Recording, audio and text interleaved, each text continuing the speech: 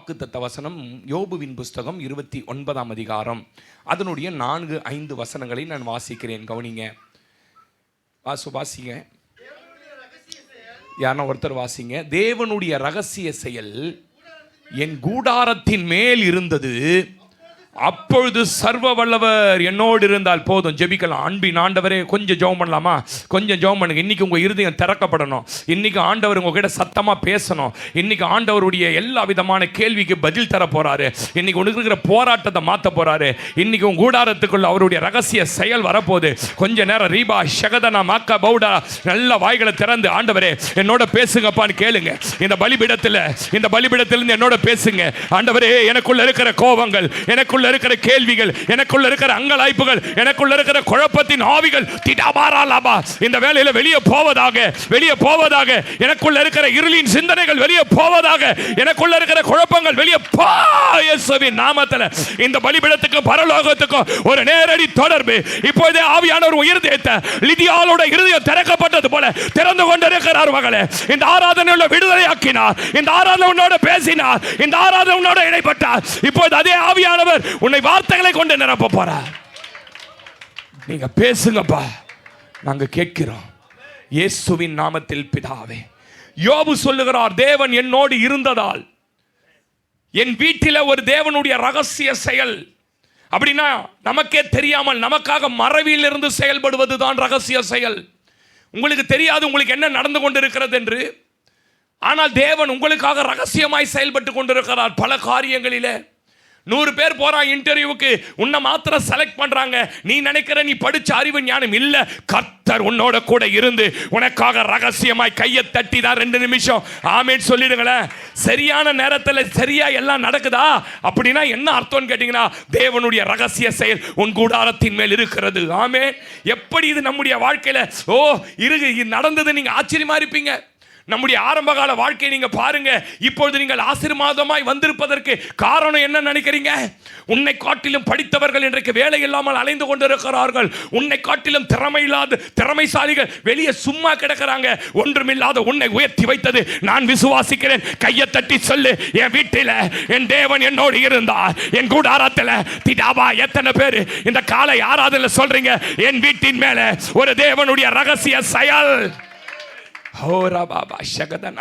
உலகத்தில் உளவுத்துறைன்னு ஒன்று இருக்கும். அந்த உளவுத்துறை சொல்லும் தாக்குதல் நடக்க போகுது. அதுக்கு தான் அந்த உளவுத்துறை தாக்குதல் நடக்க போகுது. இல்லைன்னா ஒரு நாடு பெரிய பணத்தை வச்சுக்கிட்டு எந்த கண்ட்ரியில் முதலீடு போடலான்னு பார்த்துட்டு இருக்கிறாங்க. உன்னை குறித்து எதிர்கட்சி தலைவர் இப்படி பிளான் பண்றாரு. இதெல்லாம் சொல்றதுக்கு உளவுத்துறை வைத்திருப்பாங்க. அந்த உளவுத்துறை செயல்படுவது வேறு யாருக்குமே தெரியாது. வேறு யாரும் கண்டுபிடிக்க முடியாது. எங்கேயோ இருக்கிற ஒரு தேசம் இங்க யுத்தம் பண்ண போதுனா இங்க இருக்கிற உளவுத்துறை சரியான தகவல்களை கொடுப்பார்கள். நீங்க கவனிங்க. அந்த மனிதனாகிய உளவுத்துறையே அத்தனை ரகசியமாய் செயல்பட வேண்டும் என்றால் உனக்காக பரலோகம் கையை தட்டி சொல்லு. உனக்காக பரலோகத்தில் இருக்கிற தூதர்கள் உன் வீட்டில் உன் கூடாரத்தில் யோபுவே செயல்பட்டார்கள் என்று உனக்கு தெரியுமா? ஆமென் சொல்லுங்க. நான் சொல்றேன், ரட்சிக்கப்பட்டு இந்த உலகத்தில் 2 வல்லமைகள் செயல்பட்டு இருக்குது. 2 வல்லமைகள் செயல்பட்டு கொண்டு இருக்குது. ஒன்று தேவனுடைய வல்லமை, 2வது பிசாசோட வல்லமை இருக்கு. நீங்க கவனிக்கணும். எப்படி நம்ம மேல அனைட்டிங் இருக்கோ அந்த மாதிரி பிசாசுக்கு அனைட்டிங் இருக்கு. 1ஆம் தேதி வாக்குத்தத்தம் அந்த அனைட்டிங்கால தான் அங்க போறவங்களையும் குணமாக்குறான். அந்த அனைட்டிங்னால தான் அங்க போறவங்களும் பெரிய பெரிய ஆசீர்வாதத்தின் பாத்திரமா இருக்கிறாங்க. இந்த 2 வல்லமைகள்ல தேவனுடைய வல்லமை நம்முடைய வீடுகள் மேல் இருக்கிறது. அப்படி இருந்துனா ரட்சிக்கப்பட்ட நல்ல ஆவிக்குரிய நிலையில் உள்ள வீட்டில் தேவனுடைய வல்லமையும், ரட்சிக்கப்படாத அல்லது தேவனை அறிந்தும் ஏனோ தானோ என்று வாழ்கிறவர்களுடைய வீட்டின் மேல பிசாசுனுடைய வல்லமையும் செயல்படும். நான் சொல்றதை நீங்க ஆழமா கொஞ்சம் புரிஞ்சுக்கணும். நீங்க ரட்சிக்கப்பட்டுட்டன்றதுனாலே தேவன் உங்க கூட இருந்துட மாட்டார். ஆவிக்குரிய வாழ்க்கையில் நல்ல நிலையில தேவன் விரும்புகிற வகையில், தேவன் எதிர்பார்க்கிற வகையில் இருக்குமானால் உன் வீட்டில் தேவன் இருப்பார். உன் தேவனுடைய ரகசிய செயல் உன் வீட்டில் இருக்கும். அதே நேரம் ரட்சிக்கப்படாத அல்லது ரட்சிக்கப்பட்டும் தேவனை சரியான விதத்தில் இல்லாம 2ஆம் கட்ட வாழ்க்கைன்னு சொல்லுவாங்க பார்த்தீங்களா? நேற்று ஒரு சாவுக்கு வந்து கடைசியா ஜெபம் பண்ணிட்டு போடான்னு சொன்னார் ஒரு பாஸ்டர். பாப்பா ஜெபம் பண்ணிட்டு போன்னு. எனக்கே நிறைய சனிக்கிழமையில வெளில போக மாட்டேன். போய் டெத்து ஆட போனா கடைசியில் உள்ள தள்ளி விட்டானுங்க. என்ன எதுக்கு? நீ தான் அடக்க ஆராதனையே பண்ணணும்ட்டானுங்க. கடைசியில் அது இந்து சாவா கிறிஸ்டின் சாவான்னு என்னால் கண்டுபிடிக்க முடியல. அதில் வேறு ஒருத்தன் கேட்குறான், நீ ஒரு பாஸ்டரான்றான். என்னல்ல அவரை மூஞ்சை இப்படி திருப்பிட்டான்றான், இங்கே வந்து காலு கட்ட உருன்றான். எப்படி? யார் இவங்களாம்? யார் இவங்களாம்? ரட்சிக்கப்பட்டவர்கள், அபிஷேகம் பெற்றவர்கள், ஞானஸ்நானம் பெற்றவர்கள், தேவனை தனக்கு முன்பாக வைத்திருந்தவர்கள். ரெண்டும் கேட்ட வாழ்க்கை. அதனால தான் என்ன நடக்குது பாஸ்டர்? திடீரென அங்கே ஆபத்துகள் நடக்கிறது, திடீரென அங்கே விபத்துகள், திடீர்னு அவங்களுக்கு இழப்புகள், திடீரென நடுரோடுக்கு வந்து நின்றுறாங்க. எப்படி பாஸ்டர் இது நடந்தது? தேவனை தானே நம்பினாங்க? இல்லை, அவங்க தேவனையும் நம்பினாங்க, உலகத்தையும் நம்பினாங்க. அவங்க வீட்டுக்குள்ள தேவனுடைய செயல் இல்லை, அவர்கள் வீட்டுக்குள்ள பிசாசுனுடைய வல்லமை செயல்பட்டு கொண்டிருந்தது. உங்களுக்கு தெரியாது என் அன்பு சகோதரனே, இந்த காலை வேளையில் ஆவியானவர் உன்னோட பேசுகிறார். நீ ரெண்டும் கெட்ட வாழ்க்கை, ஒன்று அனலாக இருந்துரு, குளிராக இருந்துரு. ரெண்டும் கெட்ட வாழ்க்கை வாழாதே. உன் வீட்டுக்குள்ள தேவனும் இருக்க முடியாது, உன் வீட்டுக்குள்ள தேவனுடைய ரகசிய செயல்கள் செயல்பட முடியாது. ஆமென் சொல்லுங்க. பார்ப்பதுக்கு ரெண்டும் ஒன்று போல இருக்கலாம். இன்னும் சொல்ல போனா இந்த கூடாரத்தை விட, தேவன் இருக்கிற கூடாரத்தை விட அந்த கூடாரம் மகிமையா இருக்கலாம், வேகமா வளருவது போல இருக்கலாம். ஆனால் திடீரென அழிவும் நாசமும் அந்த எல்லைகளுக்குள்ள வந்துவிடும். தேவன் ஆபிரகாமோடு இருக்கிறார், அழைக்கப்பட்டவன், எல்லாருக்கும் அவன் கையில தேவனுடைய நடத்துதல் இருக்கு. வழியெல்லாம் பேசுறாரு ஆபிரகாமேன்னு. ஆனா ஆபிரகாமுக்கோ வீடு இல்லை, ஆபிரகாமுக்கோ பிள்ளை இல்லை. ஆனால் உலகத்தை தேடி தேவனும் வேணும், சோதமும் வேணும். ரெண்டுத்திலேயே நான் இருந்துப்பேன். அங்கிருந்து தேவனை பார்ப்பேன், சோதம்ல இருந்து இதை பார்ப்பேன்னு சொல்லி போனா அவன் வீட்டுக்குள்ள அவனுக்கு வீடு இருந்தது, அழகான 2 பெண்கள் இருந்தார்கள். அந்த ஊர்ல முதன்மையான இடத்துக்கு வந்துட்டான் லோத்து. வேகமா வளர்ந்தது போல தெரிந்தது. ஆனால் சடுதியில அந்த வீட்டுக்குள்ள நாசங்கள், சதியில அந்த கூராத்துக்குள்ள அழிவுகள் வந்துடுச்சு. இன்னைக்கு ஆண்டவர் உங்களோட பேசுறார். யோபு தைரியமா சொல்றாரு, என் வீட்டுக்குள்ள தேவனுடைய ரகசிய செயல். ஆமென் சொல்லிடுங்களேன். அல்லேலூயா. இன்னைக்கு தேவனுடைய ரகசிய செயல் உங்கள் வீட்டில் இருக்கிறதுக்கு ஒரு 5 அடையாளத்தை மாத்திரம் சொல்லிட்டு நீங்கள் செக் பண்ணணும், உங்களை தற்பரிசோதனை பண்ணணும். என் வீட்டுக்குள்ள தேவன் இருக்காரா? என் வீட்டின் மேலே தேவனுடைய ரகசிய செயல் இருக்கா? தேவன் எனக்காக ரகசியமாக செயல்படுறாரா? தேவனுடைய செயல்கள் என்னை வழி நடத்தி கொண்டு போய் ஒரு மகிமையான இடத்துல சேர்க்கிறதா? உங்களை செக் பண்ணி பார்க்கணும். 29:2-3 சொல்றாரு, நான் இருளை கடந்தேன். என்ன பண்ற? சென்று போன மாதங்களிலும் தேவன் என்னை காப்பாற்றி வந்த நாட்களிலும் எனக்கு உண்டாயிருந்த சீர் இப்பொழுது இருந்தால் நலமாயிருக்கும். ஏன் தெரியுமா? அவருடைய தீபம் என் தலையின் மேல் பிரகாசித்தது. அவர் அருளின வெளிச்சத்தில் இருளை கையை தட்டி சொல்லுங்களேன், அவர் உன் கூட இருந்ததற்கு அடையாளம் சொல்றேன். ஓ பெரிய பெரிய பிரச்சனைகள், திடீரென எதிர்பார்க்காத போராட்டங்கள், திடீர் எதிரி உன்னை தாக்க, நான் கையை தட்டி சொல்லு. திடீர்னு யாரோ ஒரு எதிரி வந்து நிற்கிறா, குடும்பத்தில் பிரச்சனை, உன் குடும்பத்தில் ஒரு உயிரிழப்பு ஏற்பட்டது. இதையெல்லாம் தாண்டி நீ வரல, உன்னை ஒருவர் இருளை கடந்து வர திடாவாரா? உன் கூடாரத்தில் தேவனுடைய ரகசிய செயல் இருப்பதற்கான அடையாளம் என்ன தெரியுமா? நீ இருளை தாண்டினாய்.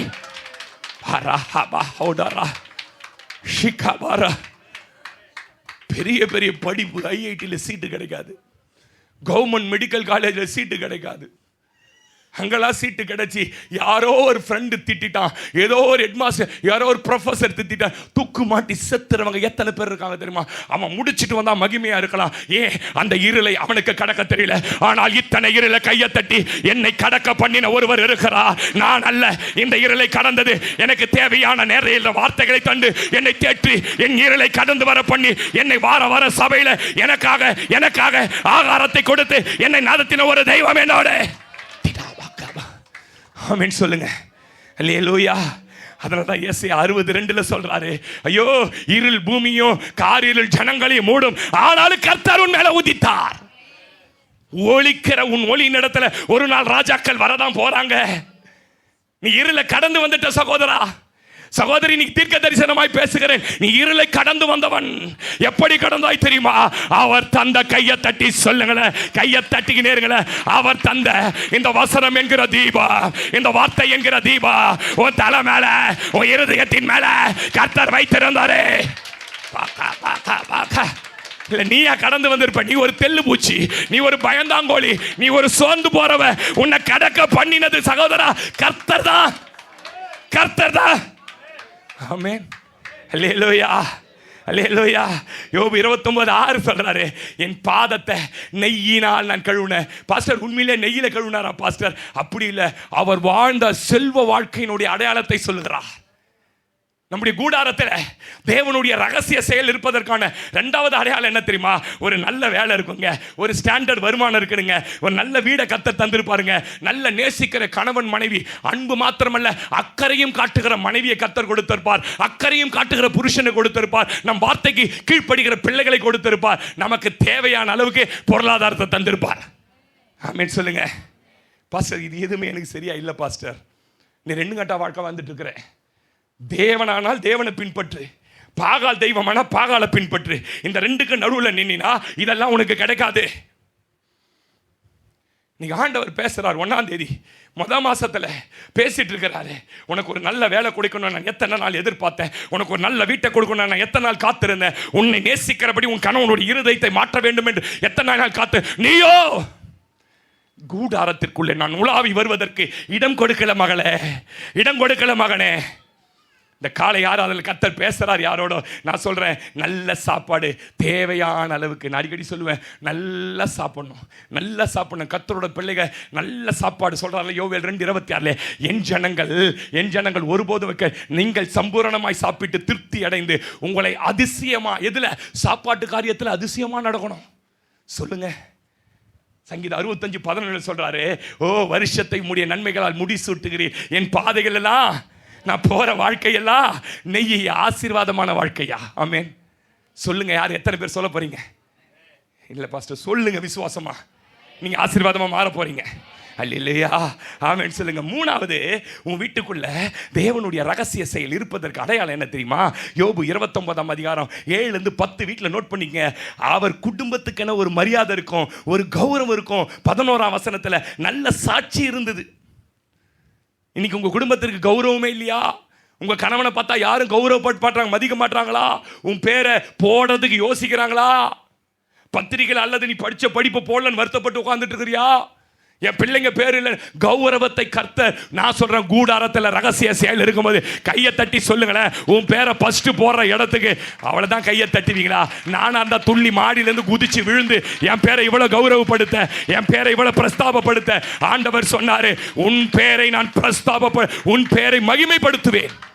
ஷபாகபா. எத்தனை பேர் நம்புறீங்க? நீ ஆசீர்வாதமாயிருப்பாய், உன் பேரை பெருமைப்படுத்துவேன். நம்புறீங்களா இந்த வார்த்தையெல்லாம்? எத்தனை பேர் நம்புறீங்க இந்த வார்த்தை? கொஞ்சம் இருதயத்தை ஒருமுகப்படுத்துங்க. கொஞ்சம் நிறைய பேர் டிஸ்டர்பாக இருக்கிறீங்க, எங்கேயோ உங்கள் சிந்தனை இருக்கிறது ஆவியில் உணர்றேன். ஆமே.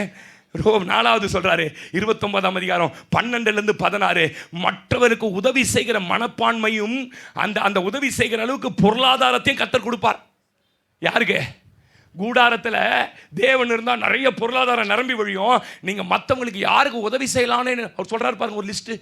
திக்கற்றவனை ரட்சித்தேன், குருடனுக்கு பார்வை கொடுத்தேன். அன்னைக்கே ஐ ஆப்ரேஷன் நடந்துக்குது சங்கர நேத்திராலியால. ஆமென் சொல்லுங்க. அல்லேலூயா. கொடுங்க, மற்றவங்களுக்கு கொடுங்க. எல்லாத்தையும் நீங்களே வச்சு சாப்பிட்டு நீங்களே சட்டியை கவுத்து போட்டு தூங்காதீங்க. எதனால இந்த வெள்ளாட்டெல்லாம் ஓரமாக நிறுத்திட்டீங்க? சர்ச்சைக்கு வந்ததே நல்லா தானே வசனம் கேட்டுது, எல்லாம் கேட்டுது. பட்டினியாக இருந்தேன், ஆஸ்பத்திரியில் இருந்தேன், நிர்வாணமாக இருந்தேன், சோறு இல்லாமல் இருந்தேன், எனக்கு கொடுத்தியா? நீ உன் புள்ள பொண்ணு பொண்டாட்டின்னு தின்னுட்டு கவுத்து போட்டீங்களேன்னு கேட்டார் 25 மத்தேயில. வேற ஒரு தப்புமே பண்ணல. யோபுக்கு நல்லா தெரியும், என் கூடாரத்தில் தேவன் இருக்கிறார் என்றால் நான் மற்றவர்களுக்கு. முந்தானத்து கும்படி பூண்டியில் ஒரு மீட்டிங்கு, நைட் ப்ரேயர், தொண்டை இன்ஃபெக்ட். நேற்று நம்ப மாட்டீங்க, 3 வேளை மாத்திரை போட்டேன், பயிர் எரியுது. இப்போ பேசி அவனை ஞாயிற்றுக்கிழமை உங்களை மாதிரி நான் லீவ் போட்டு வீட்டில் உட்காந்து முடியாத, உடம்பு சரியில்லைன்ட்டு போகிறோம். போகும்போது ஒரு தம்பிக்கு ஃபோன் பண்ணுறேன், இந்த வழியாக கடந்து போகிறோம். ஐயா எங்கே இருக்கிறீங்க? அடையாறு ஆனந்த பவன்ட்டு. ஓடி வந்து பில்லு கட்டு போகிறான். ஓடி வந்து, ஐயோ பரிசுத்தவான்களுக்கு வாங்கி கொடுக்குறது எவ்வளோ பெரிய பாக்கியம். ஜேசஸ் ஐயா சொல்கிறாரு, யாருப்பா அவன்? கர்த்தர் அவனை மகிமையாக வைக்க போகிறாரு. சொல்லுங்க கையை தட்டி. ஆமே. உனக்கு எதுக்கு கொடுத்தாரு தெரியுமா? பரிசுத்தவான்களுக்கு சொல்றாரு சங்கீதத்தில், உன்னுடைய செல்வம் உனக்கு வேண்டியதாயிராமல் பூமியில் மகாத்துமாக்களுக்காக வைத்திருக்கிறார்.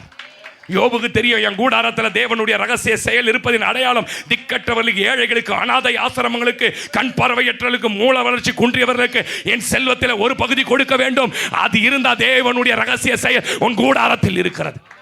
ஆமென் சொல்ல மாட்டீங்கன்னு தெரியும். அல்லேலூயா, அல்லேலூயா. 5வது சொல்லி முடிச்சிடுறேன்.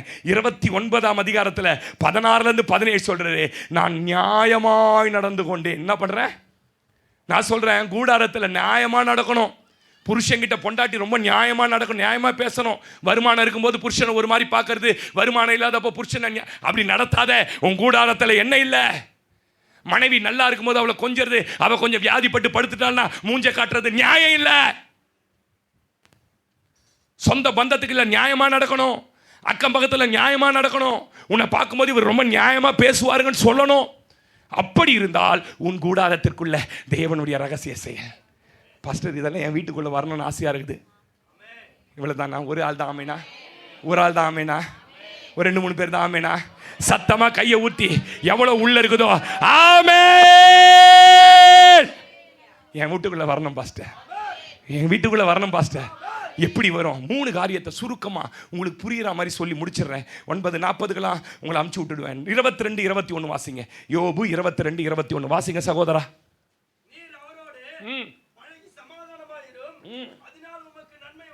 நம்பர் 1, உனக்கும் தேவனுக்கும் ஒரு பழக்கம் வரணும். உனக்கும் தேவனுக்கும் ஒரு நட்பு வரணும். உன்னை பார்க்கும்போது தேவன் சொல்லணும், ஐயோ என் சமூகத்தை, என்னுடைய பிரசன்னத்தை, என் வாஞ்சையை எவ்வளவு தேடுகிறார்கள். என்னுடைய பிரசன்னத்தை சுமக்கிற பாத்திரமாய் இவர்கள் இருக்கிறார்கள். ஆமென் சொல்லுங்க. நாம தேவனோட பழகணும். இங்கிலீஷில் போட்டிருக்கு, எனக்கு இங்கிலீஷ் தெரியாது. அக்வாண்ட், நல்ல அறிமுகம் இருக்கணுமா தேவனுக்கு. கீழே வந்து ஒரு குரல் கொடுத்தாலே தேவன் மேலே பார்க்கணுமா? ஏன் புள்ள அகஸ்டினோட குரல் அல்லவா? என் பையன் ராஜனோட குரல் அல்லவா? என் மகா ஸ்வேதா. உனக்கும் தேவனுக்கும் நல்ல அறிமுகம். சில நேரத்தில் யாராவது அன்னோன் நம்பர்லேருந்து ஃபோன் பண்ணுவாங்க. குரலை கேட்டவுடனே, என்ன சங்கர் பிரதர் இதில் பண்ணுறீங்க? ஐயா கண்டுபிடிச்சிட்டீங்களா? உன்னை எனக்கு நல்லா தெரியும், நீ யார் என்று தெரியும், உனக்கு எனக்கு நல்ல அறிமுகம் இருக்கிறது, நீ கையை தட்டுங்களேன். திடாபா. ஆமே. அப்போ இந்த அறிமுகம் நல்லா வரணும்னா எப்படி பாஸ்டர்? இங்கிலீஷ்ல போட்டிருக்கு, சப்மிட் பண்ணணும் அவர்கிட்ட, உன்னையே அர்ப்பணிச்சிடணும். பிரதர், முதல்ல உன் வீட்டுக்குள்ள கூடாரத்தில் ரகசிய செயல் வரணும். தேவன் உன்னோடு இருக்கணும். இருந்தா எல்லா ஆசீர்வாதங்களும் ஆட்டோமேட்டிக்கா நடக்கும். உண்மைதான். இதுக்கு என்ன அடிப்படை தெரியுமா? இதுக்கு என்ன அடிப்படை? உனக்கு அவர் அறிமுகமாகி இருக்கணும், அவருக்கு நீ அறிமுகமாகி இருக்கணும், அவரிடத்துல உன்னை நீ அர்ப்பணிச்சிருக்கணும். ஆமென் சொல்லுங்க. இன்னொரு விதத்தை சொன்னா, அவரோட இருதயமும் நம்ம இருதயம் ஒன்றாவே இணைக்கப்பட்டிருக்கணும். ஆமென் சொல்லுங்க. இந்த லவ்வர்ஸ், காதலர், நேசிக்கிறவங்க, இந்த வார்த்தைலாம் தப்பான்னு தெரில, இந்த 2 பேர் நேசிக்கிறாங்கன்னு வச்சுக்கோங்களேன், வளர்த்து ஆளாக்கி படிக்க வச்சு காலேஜுக்கெல்லாம் அனுப்பி, அம்மா காலேஜ் போகும்போது கூட சோறு ஊட்டுற அம்மாலாம் எனக்கு தெரியும். காலேஜுக்கு போகிற அம்மா பையனுக்கு சோறு ஊட்டுற அம்மா தெரியும். ஆனால் வந்து நின்று கட்டினா இவனை தான் கட்டுவேன் அப்படின்னு சொல்லுது இல்லை. அவன் சொல்கிறான், கட்டினா இவளை தான் கட்டுவேன், அதுக்காக என்ன எப்படி இப்படி வந்ததுன்னு நீங்கள் நினைக்கிறீங்க? இது எப்படி வந்து தெரியுமா? என்ன இந்த லவ் மேரேஜ் போகிறாலாம் உள்ள கொஞ்சம் சிரிக்குது. நான்லாம் பக்கா அரேஞ்சு மேரேஜ். ஆமின்னு சொல்லுங்க. கவனிங்க, என்ன விஷயம்னா, அந்த பொண்ணு அங்கே என்ன யோசிக்குதுன்னு இவனுக்கு தெரியும். எத்தனை பேர் கரெக்டாக ஃபோன் பண்ணுவான்? சிரிக்கும் போது எனக்கு தெரியும், கொஞ்சம் உள்ளே சிரிக்கிறீங்க. ஃபாஸ்ட் இந்த பாதையெல்லாம் கடந்து வந்திருப்பாரா தெரில. ஆமின்னு சொல்லுங்க. கரெக்டாக யோசிச்சு ஃபோன் பண்ணுவான். ஏன் அழுகுறன்னுவான். அதுக்கு ஷாக் ஆயிடுச்சு. வீட்டில் இருக்கிற அம்மாவுக்கு அழுறது தெரியாது, வீட்டில் இருக்கிற அப்பாவுக்கு அழுறது தெரியாது. என்ன பாஸ்டர் இது ரகசியம்? 2 பேரோட இருதயம் மெர்ஜ் ஆயிடுச்சு. அதனால் அவர் நினைக்கிற நினைவுகள் இவங்களுக்கு தெரியுது. கையை தட்டி தான் சொல்லுங்களேன், நான் இனிமே நினைக்க போகிற நினைவுகள், அவர் என்ன குறித்து நினைக்கிற நினைவுகள், என் தேசத்தை குறித்து நினைக்கிற நினைவுகள். கையை தட்டினே சொல்லுங்க. அவர் என்ன பேச நினைக்கிறாரோ, அவர் என்ன சொல்ல வருகிறாரோ, என்னது என்கிட்ட என்ன இருதயத்தில் தெரிவிக்கணும்னு நினைக்கிறாரோ, இனிமே எனக்கு தெரியும். தேவன் அப்படிப்பட்ட நபர்களை தேடுகிறார். ஷபா. நம்பு, உன் கூட ரகசியத்தை பகிர்ந்து கொள்வார். அகஸ்டின் ஜெபகுமாரன் ஊழியத்துக்கு போகிறதுக்கு முன்னே இங்கிலீஷ் எலக்ட்ரிக்கல் காம்பவுண்டில் பல்லாவரத்தில் ஜெபம் பண்ணிட்டு இருந்தாரா. ஆண்டவர் சொன்னாரா, அகஸ்டின் ஓப்பன் யுவர் ஐஸ்னாரா. Open your eyes, open your eyes. தலையை மேலே உயர்த்து. மேலே உயர்த்தனா அப்படியே அந்த மேகத்தின் நடுவில் இயேசு கிறிஸ்துவுடைய 2 கண்கள், அந்த 2 கண்கள் முழுவதும் தண்ணீர் நிறைந்ததா. ஆண்டவரே, ஏன் ஆண்டவரே அழறீங்க? என் பாரத்தை புரிஞ்சுக்க ஆள் இல்லை. வட இந்தியாவில் ஜனங்களை மூட நம்பிக்கையில் சாகடித்து கொண்டிருக்கிறார்கள். எனக்காக போவதற்கு ஆள் தேடுகிறேன். எனக்காக என் இருதயத்தை வெளிப்படுத்த ஆள் தேடுகிறேன். என் துக்கத்தை பகிர்ந்து கொள்ள ஆள் தேடுகிறேன். ஒருவரும் இல்லை. அகஸ்டின் ஜெபகுமார், நீ போவாயா பீகாருக்கு? பேசி கொண்டிருக்கும் போதே அந்த மேகத்தின் நடுவில் இருந்த தேவனுடைய கண்களில் தண்ணீர் அப்படியே 2 சொட்டு வந்து இவர் தலைமையில் விழுந்தது, தூக்கி வீசப்பட்டார். இந்த காலை ஆராதனையில தேவன் அப்படிப்பட்ட நபர்களை தேடுகிறார். என் இருதயத்தில் இருப்பத என் கவலையை தெரிவிக்க, என் பாரத்தை தெரிவிக்க ஒரு இருதயம், அது நீதான் மகளே.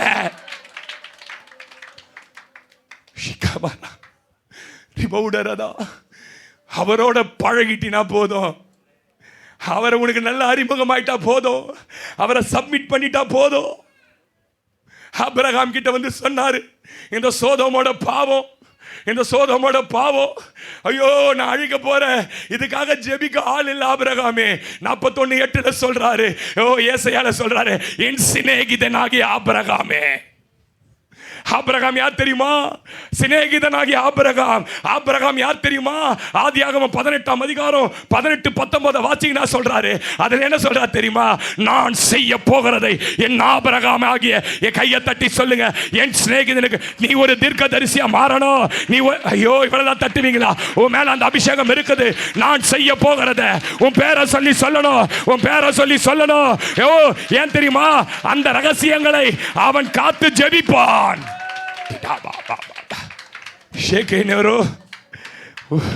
உங்களுக்கு தேவனுக்கு அப்படிப்பட்ட ஒரு நட்பு உண்டாக வாஞ்சிங்க. நான் சொல்றேன், உண்டாகும். அவருக்கு நீங்க ஊழியக்காரரா இருக்காதீங்க, அவருக்கு நீங்க ஊழியக்காரன மாதிரி இருக்காதீங்க. ஏன்? எஜமான் செய்ய போகிறத ஊழியக்காரங்கிட்ட வேலைக்காரங்கிட்ட சொல்ல மாட்டான். இடம் வாங்க போறேன் ரவியை கூப்பிட்டு சொல்லுவாரா? சொல்ல மாட்டாங்க. ஆனா சொல்றார் யோவான் 15:10, இனிமே நான் உங்களை ஊழியக்காரர்கள் என்று அழைப்பதில்லை, நீங்கள் இனிமே என் சிநேகிதர். கையை தட்டி சொல்லுங்க. இந்த காலை வேளை சிலரோட மாத்திரம் பேசுறத உணர்ற, நீ அவரோட சிநேகிதர். அவரை தான் நினைக்கணும், அவர் உங்ககிட்ட பேசணும், அவர் என்ன செய்ய போறாரோ உனக்கு வெளிப்படுத்துவார். ஆமே. இந்த யோனத்தானுக்கும் தாவீதுக்கும் ஒரு பெரிய நட்பு இருந்தது தெரியுமா உங்களுக்கு? 2 பேரும் லவ்வர் மாதிரி இருந்தாங்களாம். எப்பவும் யோனத்தானும் தாவீது நட்பா இருப்பாங்களாம். இதனால என்ன ஆச்சுன்னா, சவுல் பிளான் பண்றான் தாவீதை கொல்றதுக்கு. அவன் அந்த காட்டுல இருப்பான், இந்த காட்டுல இருப்பான், இன்னைக்கு நீ இப்படி ஒரு மூலையில போடா, நீ அப்படி ஒரு மூலையில போடுறா, நான் இப்படி வரேன், அவனை பிடிச்சுண்டா தாவீதன்னு. ஆனா யோனத்தானு அதை கேட்டவன அவனால தாங்க முடியல. உடனடியாக அவன் எந்த காட்டு பகுதி இருக்கிறானோ ஒருத்தனை அனுப்பி சொல்றாரு, இன்னைக்கு ராத்திரி எங்க அப்பா உன்னை கொல்றதுக்கு தேடி வராரு, அதனால தாவீதே நீ அங்க இருக்காதன்னு சொல்லி நான் சொல்றேன், தேவனுடைய ரகசிய செயல் இருந்தால் உன்னை அவர் தப்புவிப்பார். ஆபத்துகளில் தப்புவிப்பார், விபத்துகளில் தப்புவிப்பார். உன் குடும்பத்துக்கு வரப்போற நாச மோசங்கள்ல இந்த காலை யாரோட கர்த்தர் பேசுறாரு நான் நினைக்கிறேன். ஆமீன் சொல்லுங்க. அதனால தான் அந்த மனுஷன் சொல்றான், வாசிங்க அந்த வசனம் ரொம்ப பிடிக்கும். 2 சாமுவேல் 1:26 வாசி சங்கத்தி. அம்மா மகளே சகோதர வாசி.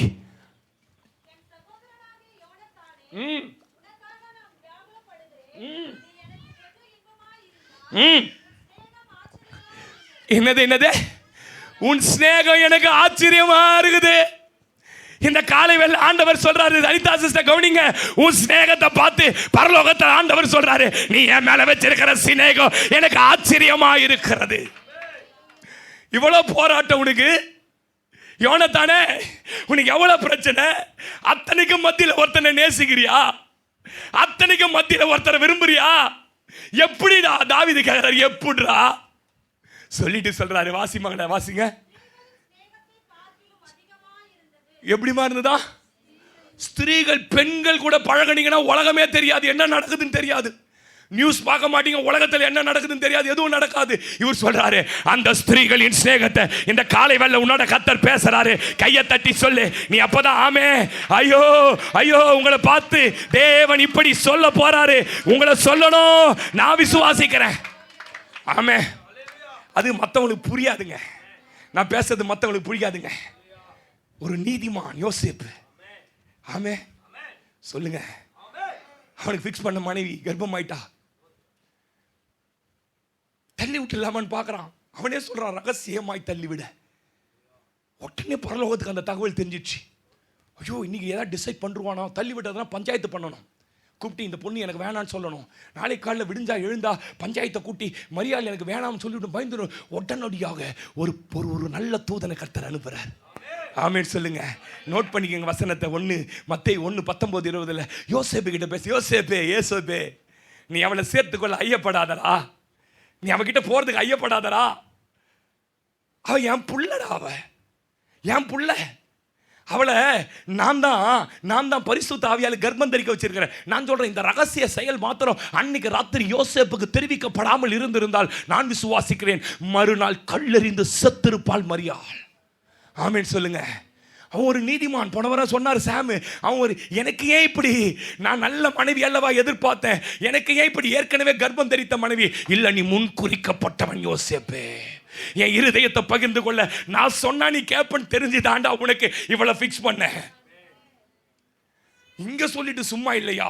கேப்ரியெல்லாம் அவ்வளோ சீக்கிரம் வரமாட்டாரு, மீகாவேல் அவ்வளோ சீக்கிரம் வரமாட்டாரு, ரஃபேல் தூதன் அவ்வளோ சீக்கிரம். அவங்களாம் வந்து ஹை கேடர். என்ன சொல்ல போனா தேவனுக்கு அடுத்த ஸ்தானத்தில் இருக்கிறவங்க. நான் சொல்றேன், உன்னை கையை தட்டி சொல்லு, உன்னை நம்ப வைக்க கர்த்தர் இன்றைக்கு ஒரு பிரதான தூதன் அனுப்பதான் போறாரே.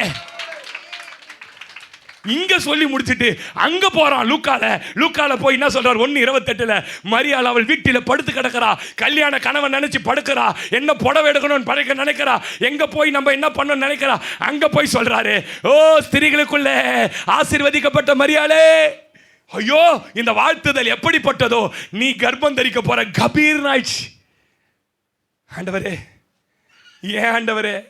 ரொம்ப ஏழ்மையான குடும்பம் மரியாள், வெறும் 19 வயசு. ஏன் ஆண்டவரே? ஊர்ல எத்தனையோ பொண்ணுங்க இருக்கிறாங்க, எத்தனையோ பேர் இருக்கிறாங்க, என்ன ஏன் ஆண்டவரே இந்த காரியத்துக்கு செலக்ட் பண்ணீங்க? எங்க அப்பா அம்மா ரொம்ப நல்லவங்க ஆண்டவரே, என்னை ரொம்ப நல்லா வளர்த்துருக்கிறாங்க ஆண்டவரே, எனக்கு ரொம்ப பயமா இருக்குது ஆண்டவரே. அவர் சொன்னாரு, ஊர்ல எத்தனையோ பொண்ணுங்க இருக்கிறாங்க, ஆனா என் இருதயத்தை புரிஞ்சுக்கின பொண்ணு நீங்க தான். ஆண்டவர் சொல்றாரு, ஊர்ல எத்தனையோ பேர் இருக்கலாம் மரியாளே, என்கிட்ட உன் நட்பு, உன்கிட்ட என் நட்பு இருக்குல்ல. நான் சொல்றேன், நான் யோசிச்சேன், எத்தனை பேர் இருக்காங்கல்ல, ஏன் இந்த யோசேப்பு, ஏன் இந்த மரியாளே? அவருக்கு தெரியும் தன்னோட யார் பழகிறாங்கன்னு. சொன்னாரு, அவமானம் வரும் ஆண்டவரே, கொஞ்ச நாள் தான் அவமானம் வரும், கொஞ்ச நேரம் போராட்டம் மூலமா ஒரு பரிசுத்த வித்து வெளியே வரணும். அந்த வித்து வந்து ஓ என்னுடைய ராஜ்யத்தை கட்ட என்னால் கையை தட்டி தான் சொல்லுங்களேன். நான் சொல்றேன், நீ எடுத்த முடிவு சரிதான் யோசேப்பே, நீ எடுக்க போற முடிவு சரிதான் மரியாளே. நான் உன்னை பாதுகாத்துக் கொள்வேன் உன்னிடத்திலிருந்து. இதுல ஒரு பெரிய ஹைலைட்ஸ் ஒன்று இருக்கு. இவளுக்கு 19 வயசு, அங்க ஒருத்தருக்கு 59 வயசு. இவ கர்ப்பம் தரிச்சாதான் அவன் நம்புவா, அவ கர்ப்பம் தரிச்சாதான் இதை நம்புவா. சில நேரங்களில் நல்லவர்கள் காத்திருப்பதற்கு காரணம் என்ன தெரியுமா? சில அடையாளங்கள் உன்னிடத்துல. இவ கடைசி வரைக்கும் தூதன் கிட்ட போராடுறா, முடியாது, ஐயோ என்ன விட்டுருங்க, நான் அப்படிங்க இப்படிங்கன்றா. கடைசியா ஒரே ஒரு வார்த்தை சொன்னாரு, உன் இனத்தாலாகிய எலிசபெத்து கர்ப்பம் தரித்துட்டா, இப்ப 6 மாசம். எலிசபெத்தே, உன்னை எதுக்காக காக்க வச்சா தெரியுமா? இங்க ஒருத்தர் உன்னை நம்பணும், கையை தட்டி சொல்லு, நீதான் அடையாளம். ஏன் உனக்கு கிடைக்கல? ஏன் உனக்கு காலத்தாமதோ? உன்னை நம்பவே, உன்னை காட்டி இன்னொருத்தர கர்த்தர் நம்ப வைக்க போறாரே. வேற வழியே இல்ல மரியாளே. யோசேப்பே, ஆமென் சொல்லுங்க. உன் கூடாரத்தின் மேல எத்தனை பேர் நம்புறீங்க? கூடாரத்தின் இன்று முதல் ஒரு ரகசிய தகவல், ஒரு செயல் துவங்கும். அவருக்கு உங்களுக்கு ஒரு நல்ல ஏற்பு. நான் சொல்றேன், உலகத்தில் இருக்கவங்கெல்லாம் முள்ளா மாறிடுவாங்க, ஆனா அவர் தான் நமக்கு எப்பயும் சிநேகிதர். நான் அடிக்கடி பாடுற ஒரு பாட்டு, கீ பிடிப்பா, என் ஜபத்தில், தனிப்பட்ட ஜபத்தில் அழுதுனே பாடுற ஒரு பாட்டு இருக்கு. நல்லோரெல்லாம் முள்ளாகி, நண்பனெல்லாம் பகையாகி, நல்லோரெல்லாம் முள்ளாகி, நண்பனெல்லாம் பகையாகி, பாதிராவினில் பதறி விழிக்கையில் கர்த்தர் உடனிருந்தீ, என்னை சிநேகிதனாய் கருதி, பாதிராவினில் பதறி விழிக்கையில் கர்த்தர் உடனிருந்தீ, என்னை சிநேகிதனாய் கருதி. அறிவுக்கு எட்டாத ஸ்நேகம் உங்க ஸ்நேகம், தெய்வ ஸ்நேகம். அளவுகள் இல்லாத ஸ்நேகம் உங்க ஸ்நேகம், தெய்வ ஸ்நேகம். ஏதொரு மேன்மைகளோ யாதொரு தகுதிகளோ இல்லாமல் சிநேகிக்கும் இயேசு என் தெய்வம், இல்லாமல் சிநேகிக்கும் இயேசு என் தெய்வம். அறிவுக்கு எட்டாத ஸ்நேகம் உங்க ஸ்நேகம், தெய்வ ஸ்நேகம். அளவுகள் இல்லாத ஸ்நேகம் உங்க ஸ்நேகம், தெய்வ ஸ்நேகம். அன்னை என்னை வெறுத்தாலும் கருவில் கொள்ள என்னை நினைத்தாலும், அன்னை என்னை வெறுத்தாலும் கருவில் கொள்ள என்னை நினைத்தாலும், சேதமணுகாமல் பாதுகாத்துவின் கருத்தாய் சுமந்து வந்தீ. உங்க ஊழியனாய் நிறுத்த புரியல சிஸ்டர். அவரோட ஸ்நேகம், அவர் என் மேல வச்சிருக்க ஸ்நேகம் புரியல. நான் அவருக்கு ஒரு நல்ல ஃப்ரெண்டான்னு எனக்கு தெரியல. என்ன பார்த்து சொல்லிட்டார், நீ ஊழியக்காரன் இல்ல, என் சிநேகிதன் என்று. அந்த தேவன் இன்றைக்கு உங்களோட இடைப்பட்டு கொண்டு இருக்கிறார். நீ ஆதியில் அவரோட பழகின அந்த பழக்கம் இன்னைக்கு இல்ல மகளே. அவர் சமூகத்தில் போய் காலையில உட்கார்ந்தனா அழுவியே. சகோதரனே, ஆதியில இருந்தது மாதிரி இப்ப தேவனை தேடுறது இல்ல. என்னென்னமோ காரணம் காட்டுற காலில் எழுந்திருக்கிறது. உன் பிள்ளைக்கு ஏதாவது ஒண்ணுன்னா அதிகாலையில் எழுந்து ஓட மாட்டியா? தேசம் அழியுது தெரியுதா? இந்த 24 தேர்தல்ல இந்த தேசத்தை விட்டுட்டினா என்னால கூட காப்பாற்ற முடியாத நிலைக்கு போயிடும். நீ என் சிநேகிதனா மாறணும், உன்னை நான் எதிர்பார்க்கிறேன். பேசுங்கப்பா. ஆமேன், அல்லேலூயா, ஆமேன். ரெண்டாவது அவருடைய கூடாரத்துக்குள்ள ரகசிய செயல் வந்ததற்கான காரணம் என்ன? 22 வாசிங்க. யோபு 22 வாசிங்க தம்பி. அவர் வாயிலிருந்து பிறந்த தேவ பிரமாணத்தை ஏற்றுக்கொண்டு அவருடைய வார்த்தையை உன்னுடைய இருதயத்திலே வைத்து கொள்ள வேண்டும். ஆமேன். இன்னைக்கு ஆண்டவர் சொல்றாரு, அவருடைய வார்த்தை என்கிற இந்த வசனத்தை ஆமேன் ஏற்றுக்கொண்டு அதை எங்க வைக்கணும் கேட்டீங்கன்னா, இருதயத்தில் வைக்கணும், அறிவுல இல்ல. எங்க வைக்கணும்? வார்த்தை எங்க சிஸ்டர் இருக்கணும்? இருதயத்தில் வார்த்தை இருந்தா போதுங்க. அந்த வார்த்தைக்கு நீங்க கீழ்ப்படிவீங்க. இன்னைக்கு நான் சொல்றேன், பைபிள் நிறைய பேருக்கு தெரியும், தினந்தோறும் பைபிள் படிக்கிறோம். இன்னும் சொல்ல போனா 150-200 வசனம் மனப்பாடமா உள்ள இருக்குது.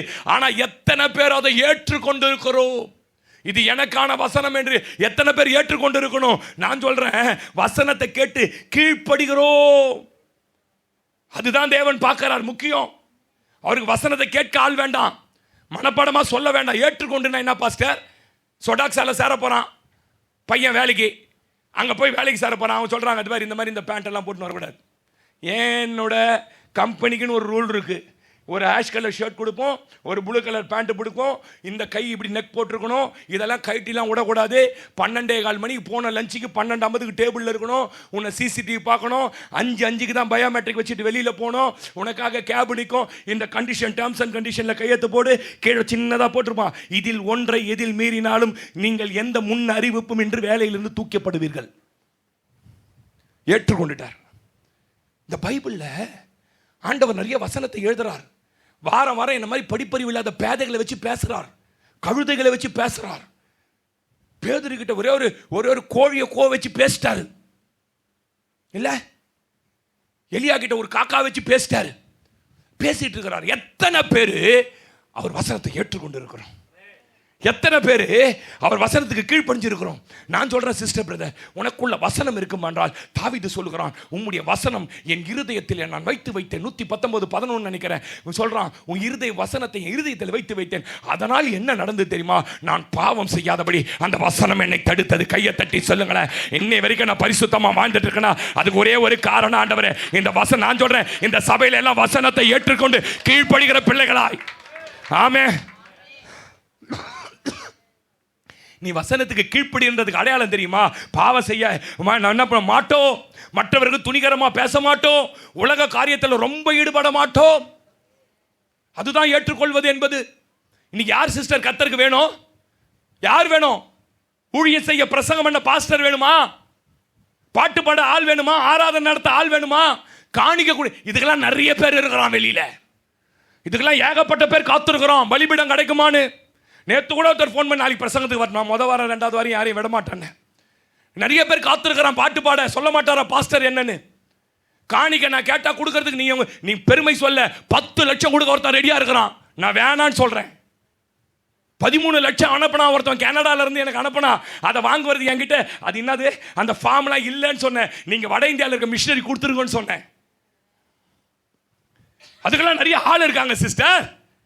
யாரும் இல்லை தெரியுமா? வசனத்தை கேட்டு கீழ்ப்பிடிஞ்சு அவருக்கு பயந்து நடக்கிறதுக்கு ஆட்கள் இல்லை. ஐயா நீ யார் யா வேணும்? யோபு யார் தெரியுமா? அவர் வசனம் வந்த உடனே அதுக்கு கீழ்ப்படுகிறவன், பிரமாணங்களை ஏற்றுக்கொள்கிறவன். சில நேரம் கடிந்து கொள்ளும், சில நேரம் உற்சாகப்படுத்தும், சில நேரம் உன்னை ஆறுதல் படுத்தும், சில நேரம் ஆலோசனை கொடுக்கும், சில நேரத்தில் உனக்கு எதிர்பார்க்காத நன்மைகளை செய்யும். இந்த வசனத்துக்கு கீழ்ப்படியனையா, இந்த வசனத்துக்கு கீழ்ப்படியனையா. பிரெஞ்சு படையில் ஃபியரி அப்படின்னு ஒரு தம்பி 19 வயசில் மிலிட்ரியில் சேர்றான். ரொம்ப ஏழ்மையான குடும்பத்திலேருந்து சேர்றான். அந்த ஃபியரி சேர்ந்த உடனே அந்த ஃப்ரெண்ட் சேர்ந்த உடனே அவன் பயங்கர புத்திசாலி, பரிவாளி. குறி பார்த்து அந்த ராக்கெட் லான்ச்சர் அடிக்கிறதுல அவனா மாதிரி திறமசாலி இல்லை. சேர்ந்த கொஞ்ச நாட்களுக்கு 30 வயதுக்குள்ளேயே பார்த்தீங்கன்னா தடன் ஹையஸ்ட் போஸ்ட் வந்துடுறான், பெரிய லெவலுக்கு வந்துடுறான். அவன் ஆசை என்ன தெரியுமா? ரொம்ப என் தாய் தகப்பன் ஏழ்மையில் வாழ்ந்துட்டாங்க, என்னையும் ஏழையாக இருக்கும்போதே கல்யாணம் பண்ணி வச்சுட்டாங்க. இப்போ நான் சம்பாதிக்கிற பணத்தில் ஒரு பெரும் பகுதி எடுத்துக்கொண்டு போய் என் கிராமத்தில் ஒரு அழகான வீட்டை கட்ட வேண்டும் என்று அவன் உழைத்து பணத்தை கொண்டு போய் ஊரில் இன்வெஸ்ட் பண்ணி அவன் எதிர்பார்த்தபடி ஒரு பெரிய அவங்களுடைய இடத்துல காம்பவுண்ட் பண்ணி உள்ள அவன் விரும்பிய வண்ணம், எதிர்பார்த்த வண்ணம் மிக அழகாக நேர்த்தியாக வீட்டுக்குள்ள ஃபர்னிச்சிங் பண்ணி ஒரு அழகான வீட்டை கட்டிட்டான். ஃபியரி ரொம்ப அழகாக வீட்டை பார்த்து லீவில் வரும்போது கட்டிட்டான். முன்னாடி அவனுக்கு பிடிச்ச பூந்தோட்டம், அவன் மனைவிக்கு பிடிச்ச பூந்தோட்டம், பிள்ளைகளுக்கு பிடிச்ச பூந்தோட்டம், ஒரு பெரிய கார்டனில் அழகான ஒரு ஊஞ்சல், பின்னாடி சின்ன ஸ்விம்மிங் பூல். அவன் எப்படியெல்லாம் எதிர்பார்த்தானோ, அவன் எப்படியெல்லாம் விரும்பினானோ, அவன் எதையெல்லாம் வாஞ்சித்தானோ, அவன் கனவுகள் என்னவோ அதன்படி அந்த வீட்டை, அந்த ஃபியரி ரொம்ப அழகாக வீட்டை கட்டிட்டான். அந்த வீட்டுக்குள்ள பயங்கரமான அவனுடைய விருப்பங்கள் எல்லாம் நிறைவேறுச்சு. திடீரென ஜெர்மன் நடந்த சம்பவம் சொல்ற, ஜெர்மன் படைகள் 2ஆம் உலக போரில் தாக்குதல் நடத்த ஆரம்பிச்சாங்க. அவங்க பிரெஞ்சு பகுதியை கொஞ்சமாய் பிடித்து கொண்டு உள்ளே நடந்து கொண்டு வந்துட்டு. துரதிர்ஷ்டவசமாக நடந்தது என்ன தெரியுமா? ஃபியரினுடைய கிராமத்தை முற்றுகை போட்டு விட்டார்கள்.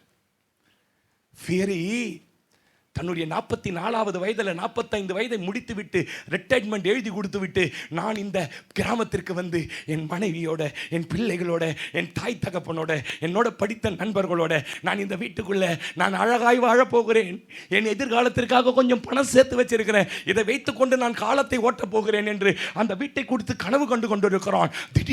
திடீரென அந்த ஜெர்மானிய படைகள் அந்த பட்டணத்தை சூழ்ந்து வந்து ஃபியரினுடைய கிராமத்திற்குள் புகுந்து விட்டனர். ஃபியரினுடைய கிராமத்துக்குள்ள புகுந்துட்டாங்க. புகுந்தவங்க இவன் வேறு பக்கம் யுத்தம் பண்ணி கொண்டு இருக்கிறான். ராக்கெட் லாஞ்சர்ல பூந்தவர்கள் அங்கங்க இருக்கிற பெரிய பெரிய வீடுகளை பார்த்து அந்த வீட்டுக்குள்ளே புகுந்து அந்த வீட்டுக்குள்ள இருந்து எதிரிகளை தாக்கி கொண்டிருக்கிறார்கள், எதிரிகளை சுட்டுக் கொண்டிருக்கிறார்கள். திடீரென வேறு பக்கமா யுத்தம் பண்ணி கொண்டிருந்த ஃபியரிக்கு அவருடைய கமாண்டர் தளபதியால ஒரு உத்தரவு வருகிறது. Fairy where are you?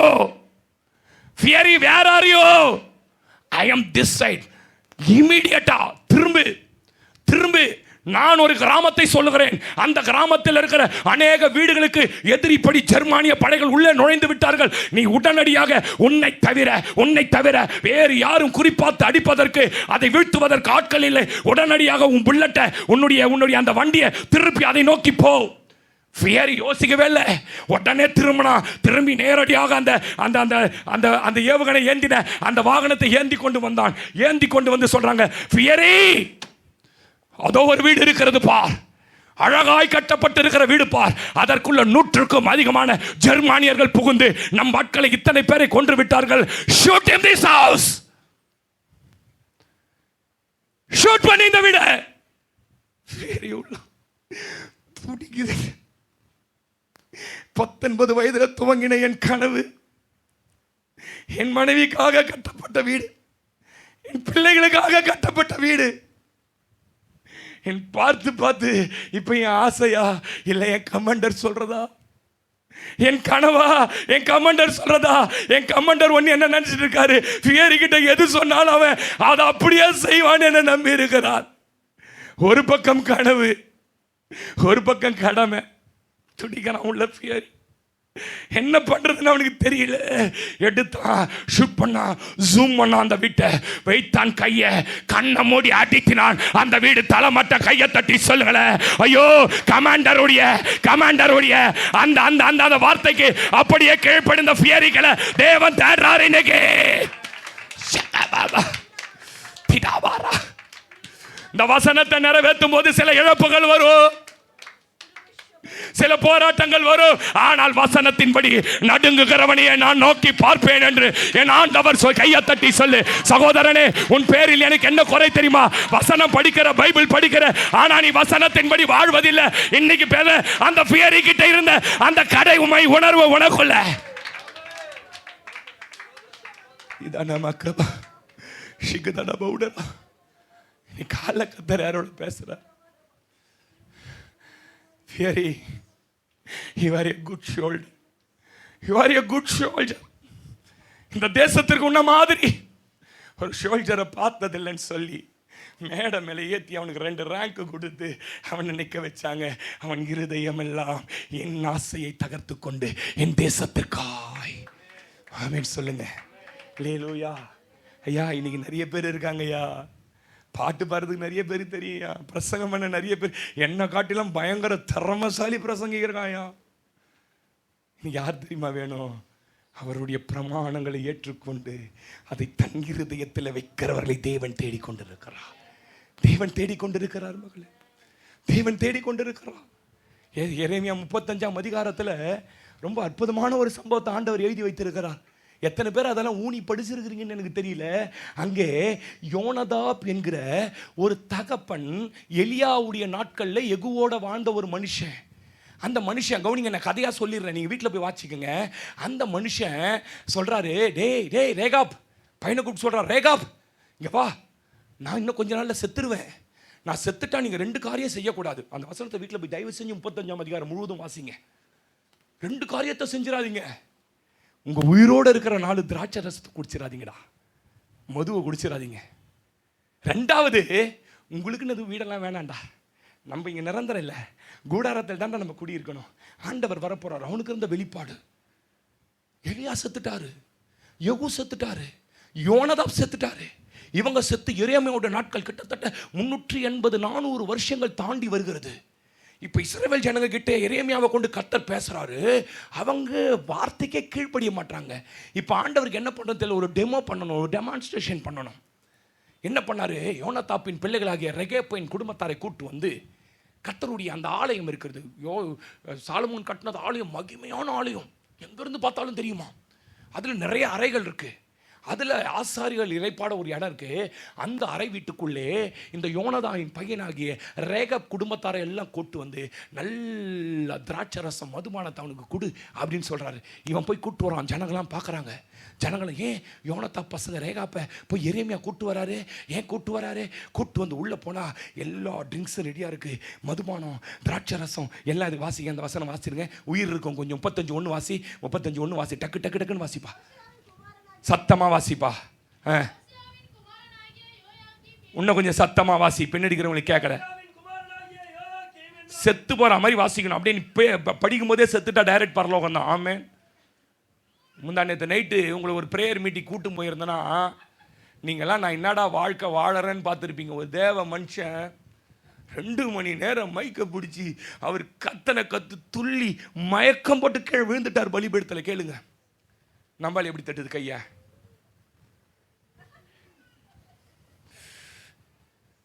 அவ்வளோதான் பாஸ்டர் தொண்டை. எனக்கு கூட தான் சின்ன தொண்டையா இருந்தது, கீழ்ச்சிக்கல. நான் நீ ஆராதனை நடத்தினா அலறணும், அப்படியே மயில் மாதிரி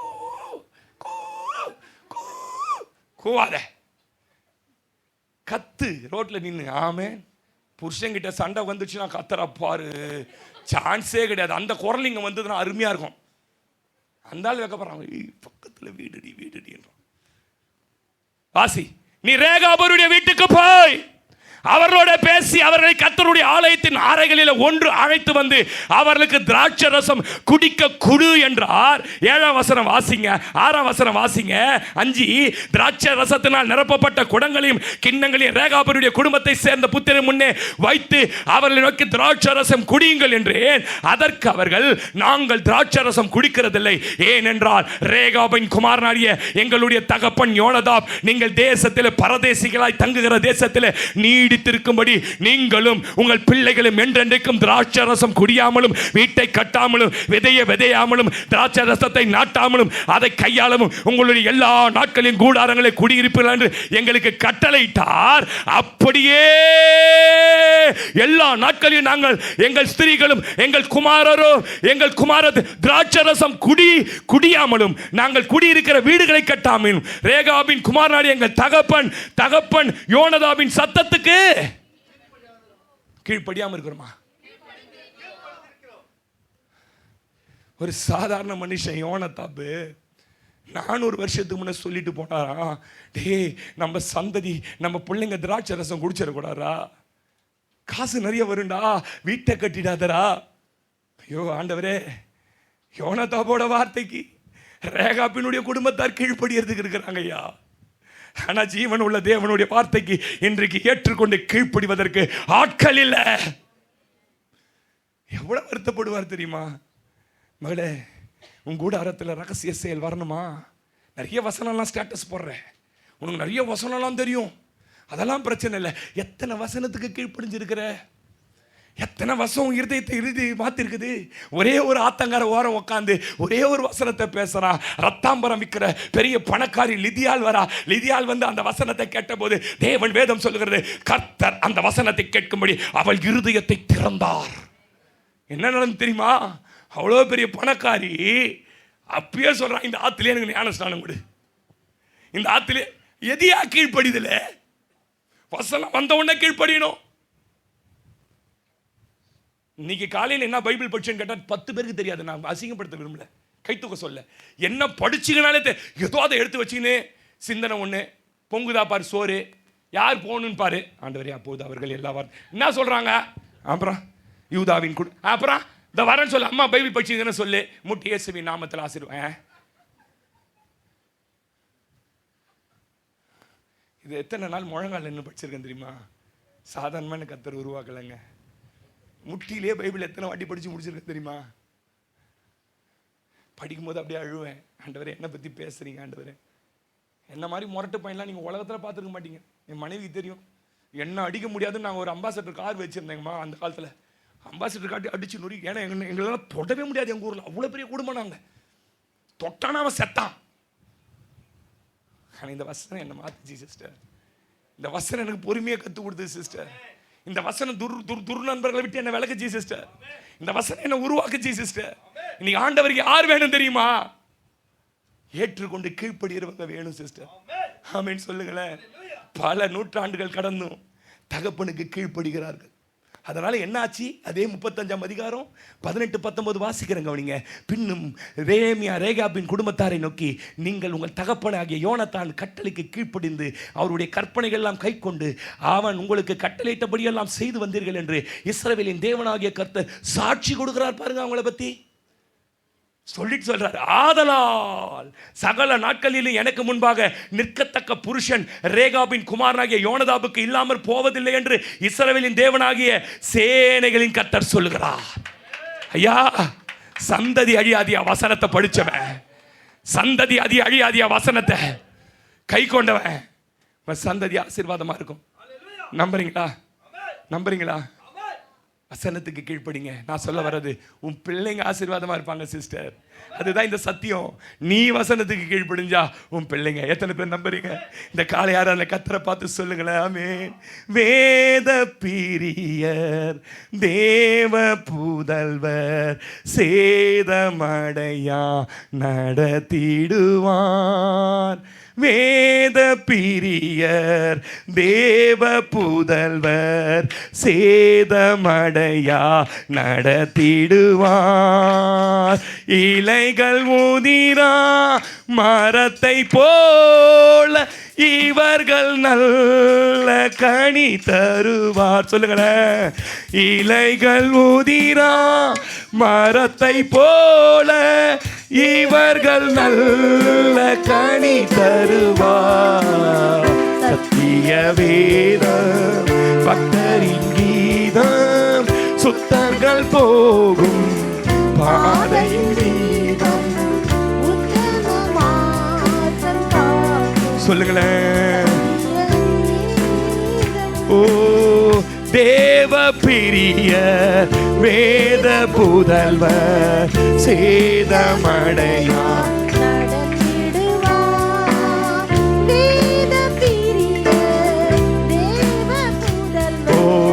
சேதமடையா நடத்திடுவார்.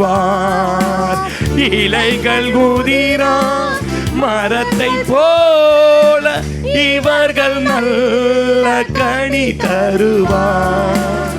இலைகள் உதிரா மரத்தை போல இவர்கள் நல்ல கனி தருவார்.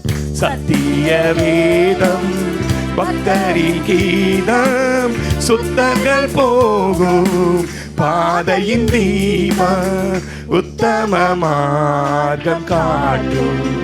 சத்திய வேதம் எத்தனை துன்பம் துயரம் வந்தும் பக்தனை தேற்றிடும் ஔஷதம். எத்தனை துன்பம் துயரம் வந்தும் பக்தனை தேற்றிடும். மூணாவது சொல்லி முடிச்சிடுறேன் ஒரு 5 நிமிஷத்துல. யோபு 22:23. மொட்டையா பிரசங்கத்தை முடிக்கிற மாதிரி இருக்கு. வாசிங்க 22:23.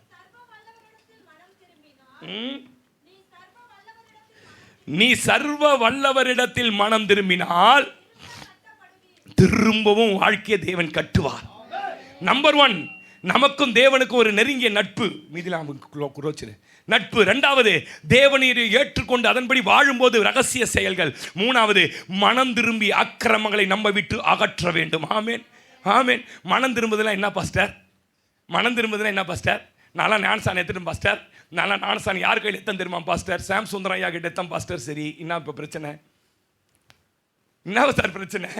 பெர்க்மான் சைடு கூட முந்தானி பெர்க்மான் சைடு கூட தான் உட்காந்துருந்தேன். அவரே கூட உனக்கு ஞானஸ்தானம் கொடுக்கட்டும். பழைய மனுஷன் செத்துட்டானா உள்ள?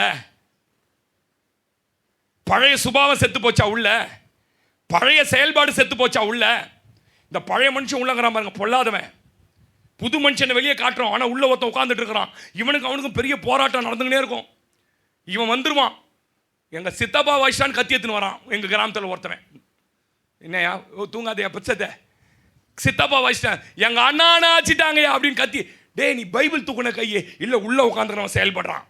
சொல்ல மாட்டீங்க ஆமென்? இல்லையா? சரியான ரட்சிப்பு நமக்குள்ள இருக்குமானால் ரட்சிக்கப்படும் அந்த மனுஷனுக்குள்ள பழைய செயல்பாடுகளுடைய தொடர்பு ஒண்ணுமே இருக்காது. சொல்ல மாட்டீங்க ஆமென்? அல்லேலூயா. எபேசியர் 4:19 வாசிங்கன்னா எவ்வளவு கேட்டாலும் உணர்வே வராதான். வாசிங்க அந்த வசனத்தை வாசிங்க. சிலர்லாம் அப்படி இருக்கிறாங்க பாருங்க சபையில். உணர்வு இல்லாதவர்களாய் சகலவித அசுத்தங்களையும் ஆவலுடன் நடப்பிக்கும்படி. சரி, படிங்க தொடர்ந்து. நீங்க இந்த மாதிரி கத்துக்கலாம், அந்த மாதிரி நான் கத்து கொடுக்கல. போதகனாகிய நான், ஆண்டவராகிய சபை உங்களுக்கு அப்படி கற்றுக் கொடுக்கவில்லை. தொடர்ந்து படிங்கம்மா. இயேசுவினிடத்தில் உள்ள சத்தியத்தின்படியே கேட்டறிந்து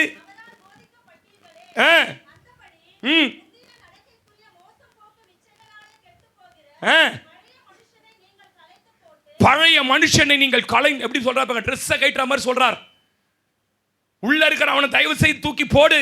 எப்படி பாஸ்டர் தூக்கி போட முடியும்? ஒரு பாத்திரம் அழுக்காய் போச்சு, இப்போ அதை வந்து நீங்கள் கழுவலாம் வேணாம். அப்படியே அந்த பாத்திரத்தை கொண்டு போய் வச்சுட்டு நல்ல டேப்பை ஸ்பீடாக திறந்து உள்ளே விட்டுட்டு ஒரு அரை மணி நேரம் காத்து போனீங்க, நீங்கள் கூட அப்படி கழுவ முடியாது. அது அத்தனை சுத்தம். கையை தட்டி சொல்லுங்க, இந்த வசனம் அந்த பழைய கையை வளர்ந்து தட்டுங்க நல்லா. இந்த வசனம் உள்ள போவ அந்த அழுக்கு பிடிச்ச பழைய மனுஷன் வெளியே போறத உங்களால பார்க்க முடியும். ஆமே ஆமே. அழகா சொல்ற, பழைய மனுஷனை களைந்து போட்டு. சரிங்க சிஸ்டர்.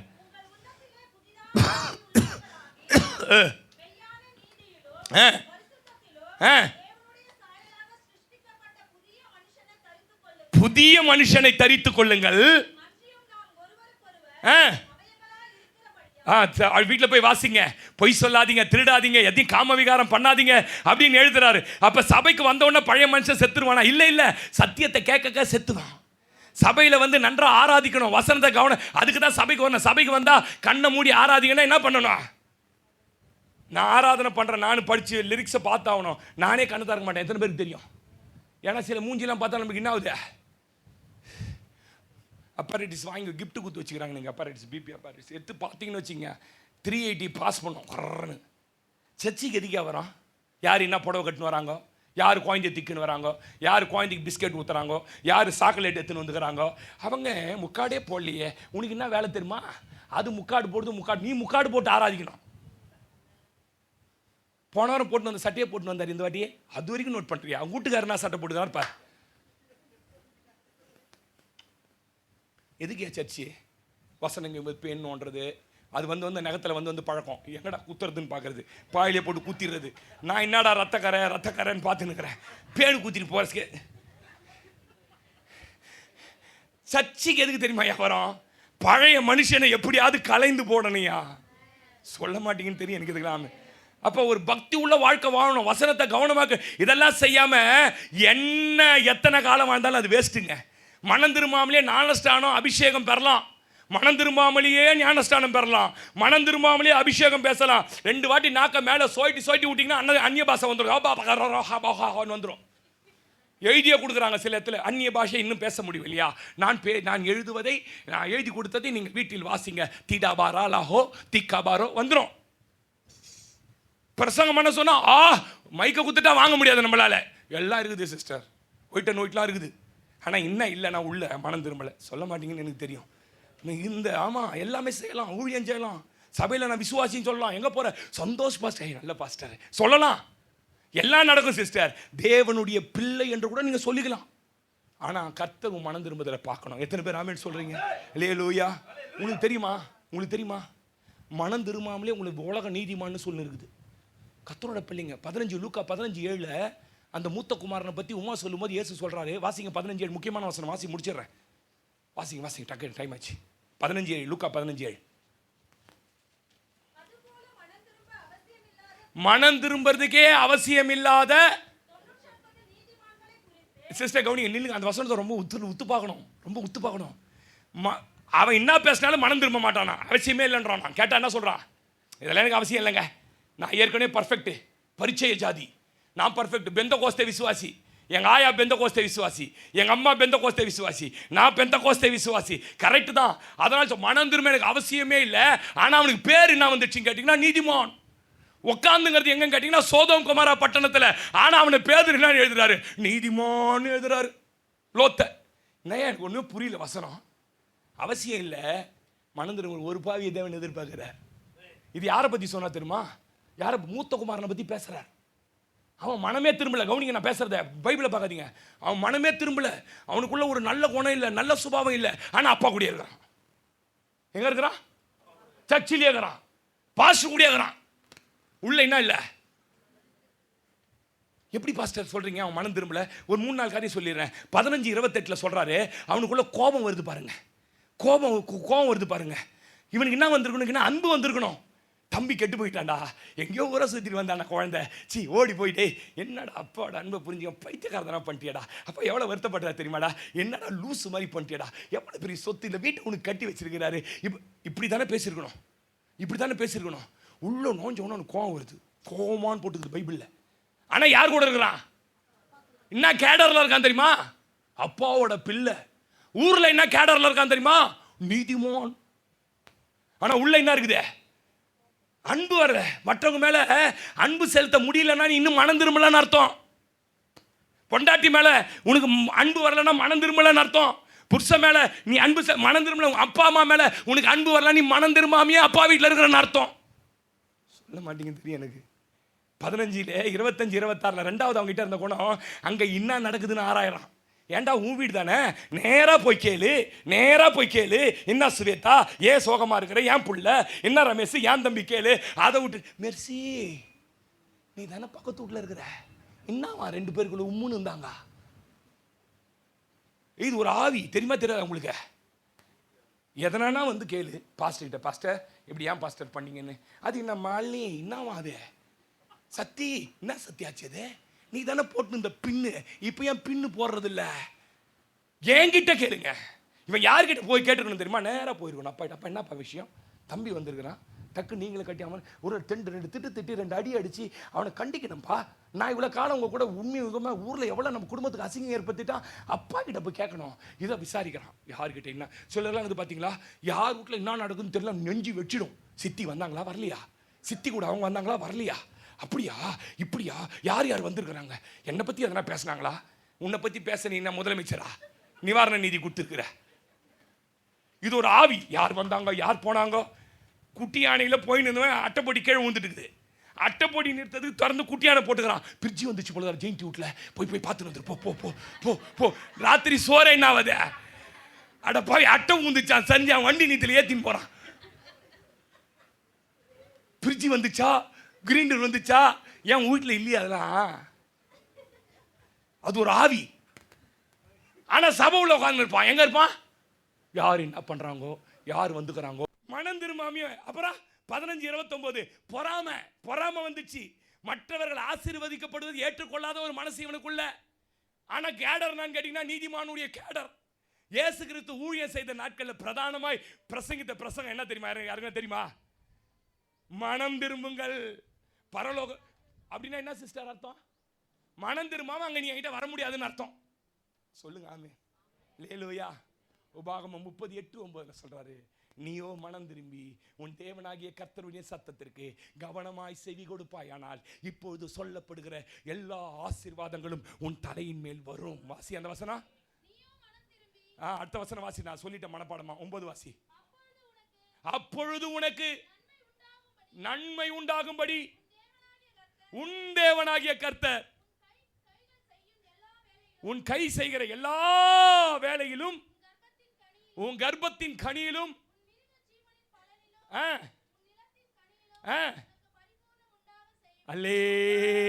கையை தட்டி சொல்லிடுங்களேன், இன்னைக்கு ஒரு மனம் திரும்புதலின் ஆவி என் உள்ளத்திற்குள்ள கட்டளை இடப்படுவதாக.